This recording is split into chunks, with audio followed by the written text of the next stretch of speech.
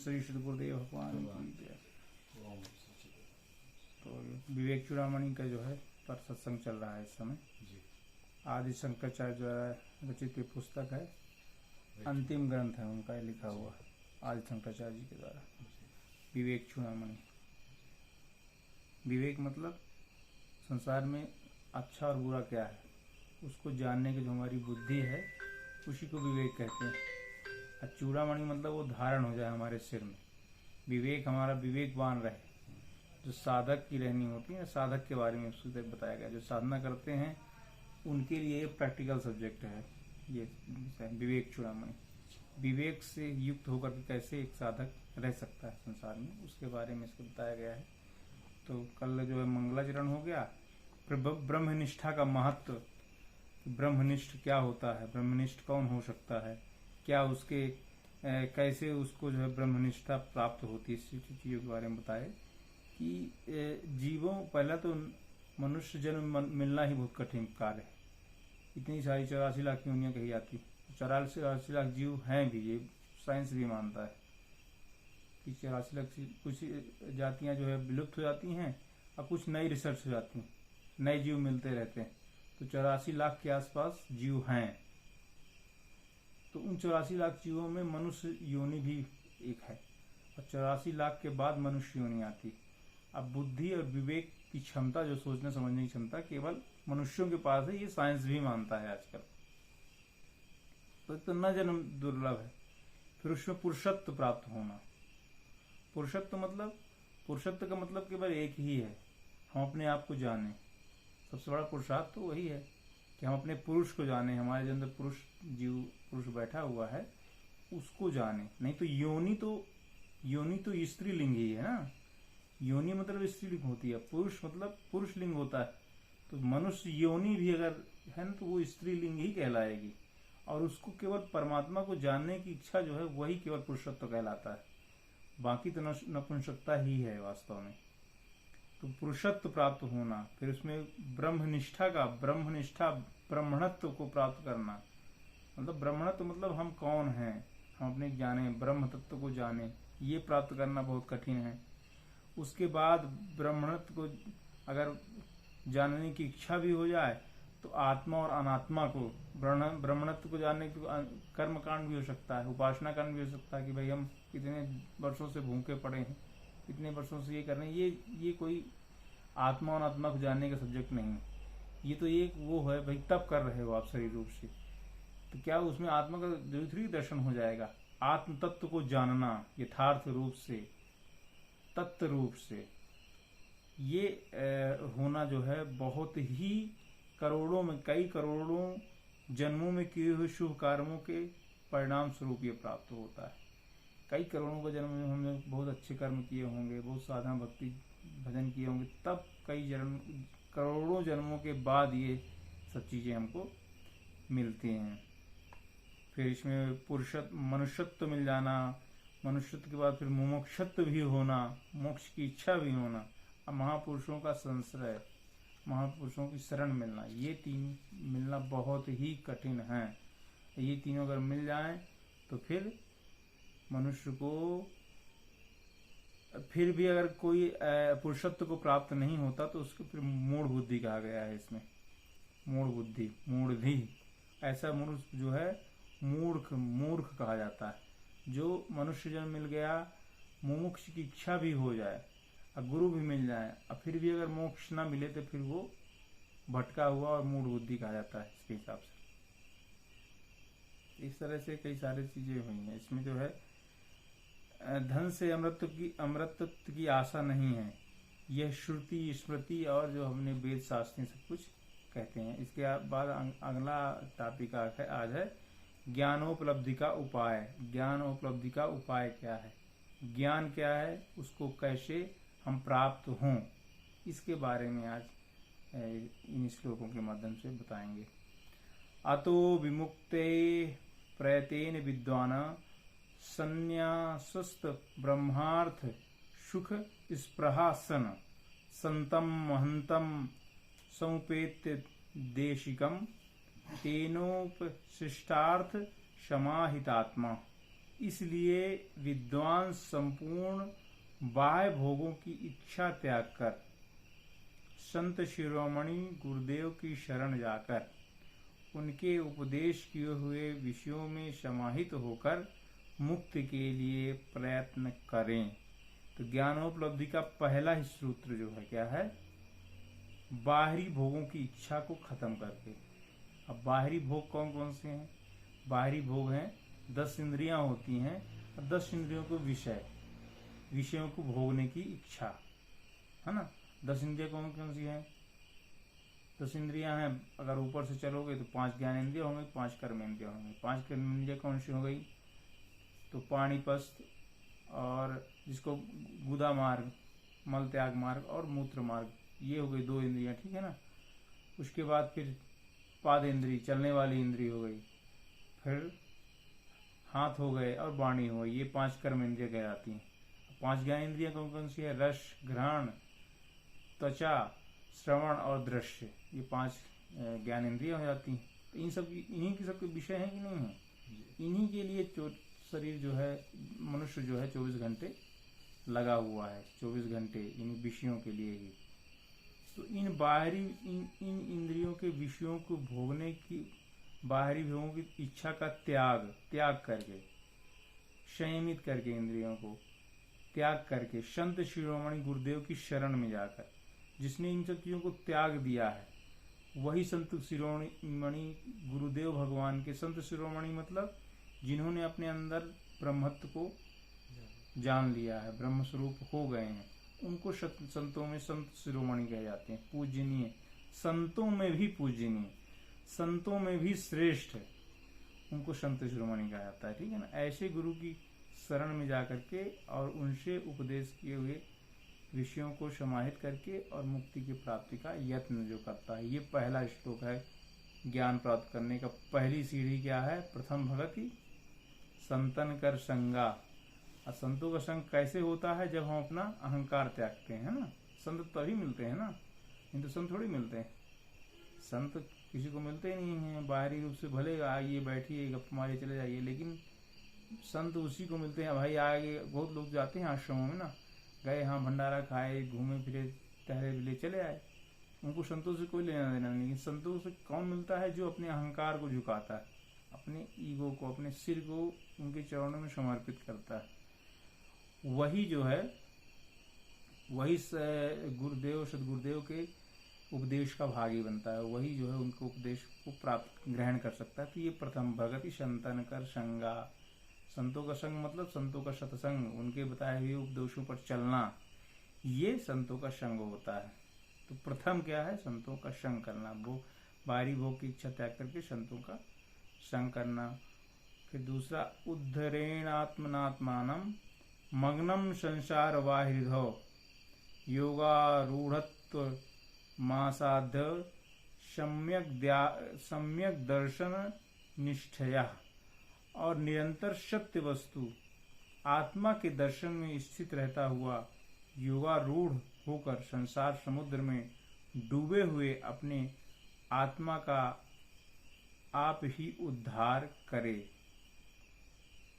तो गुरु का उपदेश तो हो गया, गुरु ने उपदेश दे दिया, गुरु का उपदेश हो गया, गुरु ने उपदेश ग्रहण कर लिया, लेकिन अब निरंतर उसका अभ्यास भी करना पड़ेगा ना।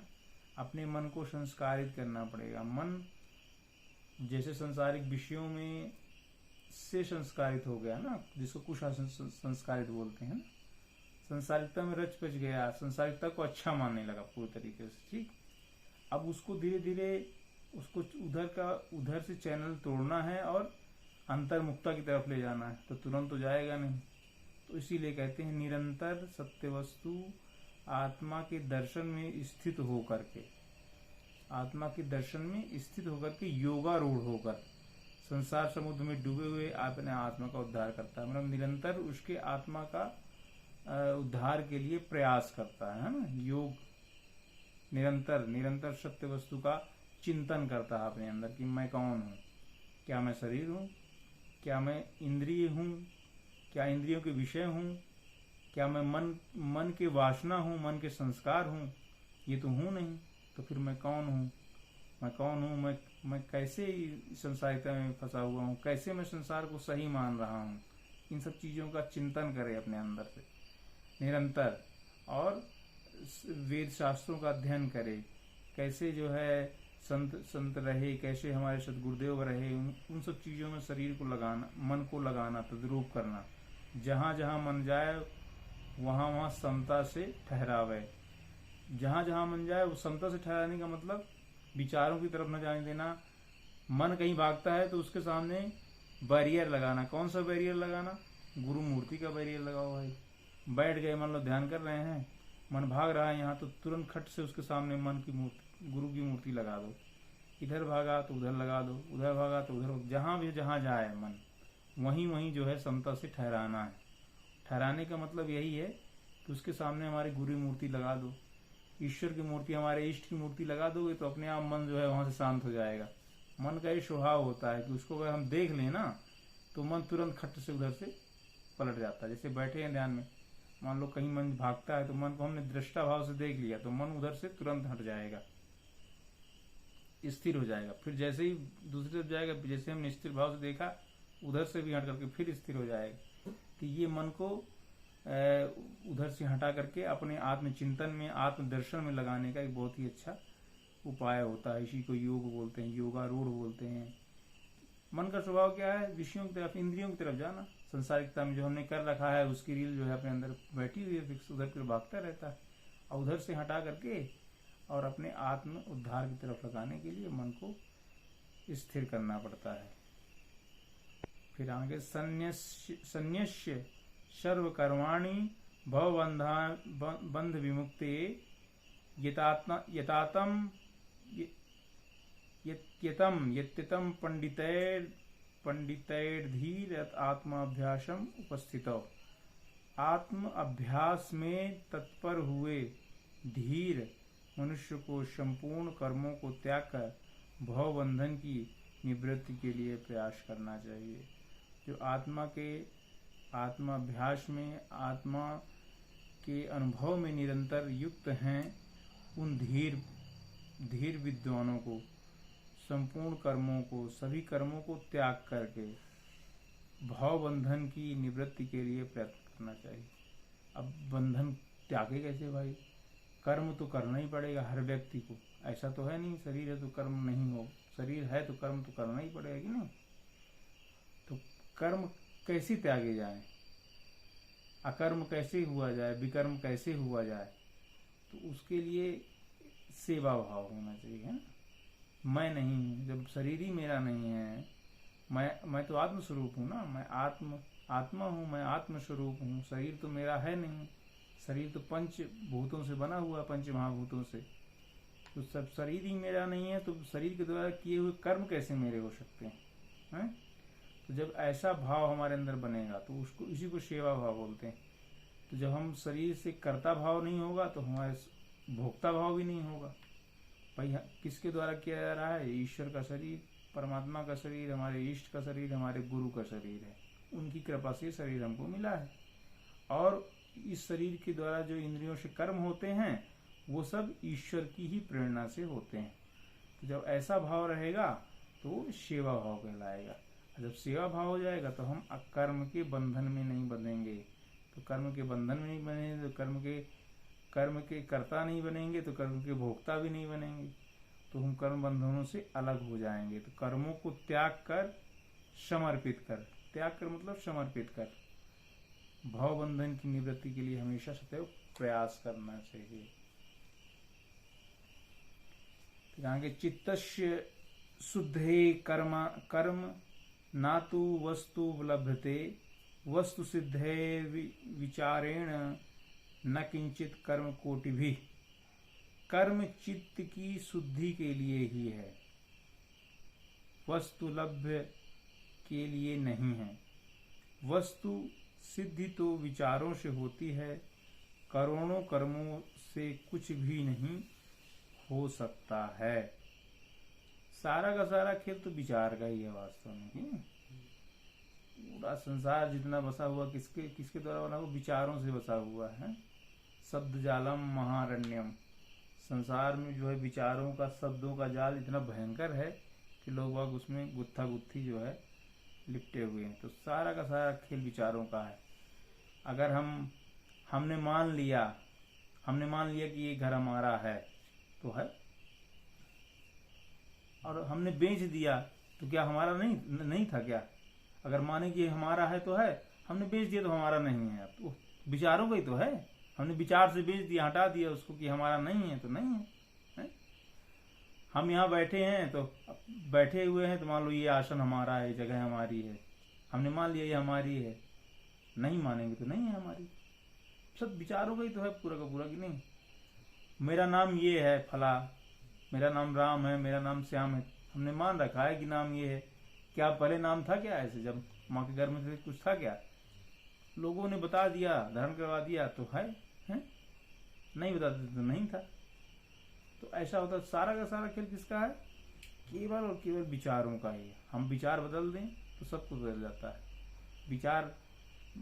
विचार माने बैठे थे कि ये मेरा लड़का, ये मेरी माता, मेरा पुत्र, मेरा भाई, मेरा बंधु ये है, तो थे, उनको हटा दिए। नहीं भाई, वो तो सब शरीर के संबंधी हैं। मैं तो आत्मा ही, मैं तो आत्मस्वरूप हूँ। मैं आत्मस्वरूप हूँ, तो उनसे बंधन कट गया, उनसे हमारा कोई मोह नहीं है, उनसे कोई मोह नहीं। थे जहाँ थे तो है। तो सब विचारों का खेल तरीके से है। तो कर्म चित्त की शुद्धि के लिए होना चाहिए। जितने भी कर्म करते हैं, चित्त की शुद्धि के लिए कर्म होना चाहिए। अब चित्त की शुद्धि कर्म कब हो, कैसे होगा? जब हम सेवा भाव से कर्म करेंगे, है ना। आत्मा के उत्थान के लिए जो कर्म करेंगे, अंतर्मुखी कर्म करेंगे, बहिर्मुखी नहीं, है ना। जो भी कर रहे हैं ईश्वर के लिए कर रहे हैं। ये शरीर केवल जो है आवश्यकता की पूर्ति के लिए बस हो गया मात्र। शरीर स्वस्थ रहे, इसको आहार इतना दें कि हम आत्मचिंतन कर सकें। शरीर को सजाने में, शरीर को संभालने में ही 24 घंटे लगाएंगे अगर, तो फिर ये चिंतन को शुद्ध करने वाले कर्म नहीं है। चिंतन को शुद्ध करने वाले कर्म क्या होंगे? भजन करना, ध्यान करना, शास्त्रों को अध्ययन करना और उसका चिंतन करना। ये आत्मशुद्धि के लिए चिंतन होता है ना। ज्ञान के साबुन से जो है अज्ञान रूपी जो पर्दा गंदा हो गया है उसको साफ करना, और वो आत्मचिंतन से ही होगा। आत्मचिंतन सत्संग के द्वारा, सत्संग का चिंतन है। मैं कौन हूँ, मेरा स्वरूप क्या है, कैसे मैं अपने आप को जानूं, इन सब चीजों को जब हम चिंतन करेंगे तो इसी को बोलते हैं कर्म, जो चित्त को शुद्धि करने वाले होते हैं, अपने चित्त को साफ करने वाले। वस्तु लब्धि के लिए नहीं, वस्तु सिद्धि तो विचार से होती है। करोड़ों कर्मों से कुछ भी नहीं हो सकता। तो विचारों को हम अपने शुद्ध कर लें, अपने विचारों को शुद्ध कर लेंगे तो सब पूरी सृष्टि शुद्ध हो जाएगी। एक कहावत है ना कि जैसा चश्मा लगाते हैं वैसा सब कुछ दिखता है बाहर ना। जब मान लीजिए हमने काला चश्मा लगा लिया तो काला काला दिखेगा, हरा चश्मा लगाया तो हरा हरा दिखेगा। तो जिसने जैसे चश्मा लगा रखा है उसको वैसा संसार दिख रहा है कि नहीं। हम लोग देखते हैं तो भाई सब ईश्वर का रूप है, सबके अंदर वही ईश्वर है ना। लेकिन अगर कोई एक बनिया देखेगा, मान लो कोई बनिया है ना, तो वही देखेगा, वो हमेशा तोड़ता रहेगा। वो हाँ अच्छा बड़ा मालदार है, इसकी गाड़ी इतने करोड़ की होगी, इतने लाख की होगी। एक वो होगी, कोई मान लो आश्रम में कोई ऐसा आया जो सिविल वर्क जानता है, बोलेगा हाँ ये आश्रम ऐसा बना हुआ है, ऐसे बना होगा, तो उसकी बुद्धि वैसी होगी ना। तो जैसे कर्मों के बंधन में हम बंधे हुए हैं ना, वैसे ही हमारी बुद्धि भी रहती है ना। तो इससे कहते हैं कि ये वस्तु सिद्धि कहलाती है ना। वस्तु सिद्धि से हमारा आत्मचिंतन शुद्ध नहीं हो सकता। हमारे विचार जो शुद्ध होंगे तो हमारा चित्त शुद्धि होगी, है ना। सम्यग्निचारण सिद्धा रज्जु तत्वावधारणम भ्रांत्योदि महाशर्प भय दुख विनाशिनी। बहुत अच्छा उदाहरण दिया गया है। भली भांति विचार से सिद्ध हुआ कि रज्जु तत्व का निश्चय भ्रम से उत्पन्न हुए महान सर्प भय रूपी दुख को नष्ट करने वाला होता है। तो जैसे मान लो कभी कभी ऐसे भ्रांति हो जाती है ना, कोई रस्सी पड़ी हुई है काली, ठीक है ना, पानी भ्रम के वजह ये सांप पड़ा है लगता है? और उससे भयंकर भयभीत हो जाता है, अरे बाप रे काला सांप पड़ा है, ऐसा। अजब की वो रस्सी पड़ी हुई है। तो वो भ्रम से हमने सांप मान लिया और वो हमको सांप ही दिखेगा। अरे वो देखो उसका मुंह है, वो उसकी पूंछ है, अरे भयंकर सांप है, बताओ। भ्रम से हमने रस्सी को सांप मान लिया। ऐसे ही हमने इन कर्मों को, जितने संसारिक कर्म है ना, इनको अपना मान लिया। वस्तुतः है नहीं है, ये भ्रम अवश्य ही है। संसार तो भ्रम ही कहा जाता है ना। भ्रम, माया मतलब इल्यूजन, इल्यूजन मतलब भ्रम, जो इल्यूजन मतलब जो है नहीं। और जैसे लाइटिंग चलती है ना, जैसे डीजे जो बढ़ता है, लाइटिंग बढ़ती है भयंकर ऐसे टिम टिम टिम टिम टिम, कुछ है थोड़ी, किसी के हाथ लगती है क्या? वो कुछ नहीं, बंद। ऐसे ही माया का खेल होता है, इसी को इल्यूजन बोलते हैं। माया का खेल देखो, तरह तरह के भ्रम दिख रहे हैं, एकदम भ्रम एकदम सब कुछ सृष्टि दिख रही है। अरे बड़ा पेड़ पौधे, चंद्रमा, तारे, सूर्य, गाड़ी घोड़ा, बिल्डिंग, ये सब दिख रहा है ना। लेकिन तुम सो जाओ अगर तो कुछ समझ में आता है? कहाँ पड़े हो, कहाँ नहीं पड़े हो, कोई मतलब नहीं। ऐसे ही हम इसको सही मान रहे हैं, इसमें संसार को सही माने बैठे हुए हैं, तो हमको सही दिख रहा है। आज जब इसको, जो हमारे अंदर से ये पूरी तरह हमारा आत्मचिंतन से जो है ये खत्म हो जाएगा, तो हमारा जो आत्मस्वरूप है वो प्रकट हो जाएगा। जो छांदोग्य उपनिषद है ना, छांदोग्य उपनिषद में ब्रह्म और जीव दो चीजों को बताया गया। तो उसमें ब्रह्म और माया, जीव मतलब जीव नहीं, माया, ब्रह्म और माया दो हैं। तो उसमें बताया गया है, पूरा का पूरा निरूपण किया गया है किसका? संसार का, कि संसार कैसा है, कैसे अनित्य है, कैसे अनित्य है, कैसे अनित्य है। इसको काटते काटते काटते काटते जब संसार पूरा खत्म हो जाएगा, तो जिसके बाद जो बचेगा वही शेष ब्रह्म पर बचता है। तो कुछ है ही नहीं, उसके हिसाब से कुछ है ही नहीं। जैसे उदाहरण देते हैं, जैसे केले का पेड़ है, जैसे प्याज है, प्याज के हमने छिलका उतारना चालू किया, उतारते उतारते उतारते अंदर कुछ बचा क्या? तो छिलका खत्म हो गया तो कुछ बचा ही नहीं। तो जब ये संसार का छिलका जब उतर जाएगा ना, तो अंदर कुछ बचता ही नहीं है। तो वही ब्रह्म है, जहाँ कुछ है ही नहीं, निर्लेप, निर्लिप्त और चिदानंद, आकाशवत, उसी को परमात्मा बोलते हैं। जहाँ कुछ है ही नहीं, निर्विचार निर्विकार, ऐसी अवस्थाओं को जो है ब्रह्म बोला जाता है। निर्विकार ब्रह्म, निर्विचार ब्रह्म, और क्या बोलते हैं, ब्रह्म की व्याख्या क्या होती है? जहाँ कुछ है ही नहीं, निर्गुण, निर्गुण और निराकार। निर्गुण मतलब तीनों गुणों से परे, और निराकार, कोई उसका रूप है ही नहीं, निराकार रूप, निर्गुण और निराकार ब्रह्म। तो इस प्रकार से हमने ब्रह्मवश जो है संसार को सही मान लिया है। उसी में सुखी हो रहे हैं, उसी में दुखी हो रहे हैं। फिर कहते हैं आगे, अर्थस्य निश्चयो दृष्टो विचारेण हितोपितः न स्नानेन न दानेन प्राणायाम शतेन वा। कल्याणप्रद युक्तियों द्वारा विचार करने से ही वस्तु का निश्चय होता देखा जाता है। स्नान, दान अथवा सैकड़ों प्राणायाम से कुछ नहीं होने वाला है। कल्याणप्रद युक्तियों के द्वारा विचार करने पर ही वस्तु का निश्चय होता है। मतलब अच्छे विचारों को अपने अंदर धारण करने से। ऐसा नहीं कि भाई हम बहुत, हाँ गंगा स्नान कर लिए, नर्मदा स्नान कर लिए, अरे हमने 10 करोड़ का दान दे दिया है, और बहुत सारा प्राणायाम कर रहे हैं, दिन भर ठुस ठुस कर रहे हैं। प्राणायाम करने से तुम सब कुछ करते जाओ, लेकिन तो अपने विचारों को हमने शुद्ध नहीं किया। सबकी हमने बहुत अच्छा दान की, अब गंगा स्नान कर लिए, पाप मुक्त हो गए हैं। तो काहे के लिए मुक्त हो गए भाई? फिर से पाप करने के लिए मुक्त हो गए। क्यों? फिर से तुम पाप करोगे तो क्या, कोई मतलब नहीं, फिर से वैसे ही गंदे हो जाओगे। और हमने दान दे दिया, हमने दम्भ पूर्वक दान दिया कि हम, हाँ फलाने सेठ जी ने 10 करोड़ का दान दिया, और उनका बड़ा मंचन में अरे बहुत हाहाकार हो जा करके, अरे 10 करोड़ संत जी ने दिया, जैसे होता है ना, बोली लगाई जाती है कुछ धर्मों में जो है, तो ये कोई दान थोड़ी हो गया, ये तो दम्भ हो गया, दिखावा हो गया। ऐसे ही बहुत सारे प्राणायाम कर रहा है कि बहुत प्राणायाम करते हैं, बहुत योग करते हैं, तो इससे क्या होने वाला, कुछ भी होने वाला। जब तक तो हमारे विचार शुद्ध नहीं हुए ना, हमारा विचार, हमारा चित्त शुद्धि नहीं हुई, हमारे अंदर से चित्त साफ नहीं हुआ, हमारे विचार अच्छे नहीं हुए, तो कुछ भी इन सब बाहरी दिखावों से, पाखंड करने से कुछ भी प्राप्त नहीं होने वाला है। यह शंकराचार्य जी इसके माध्यम से बोलते हैं। इसका बहुत ही अच्छे ज्ञानोपलब्धि के उपाय क्या होते हैं।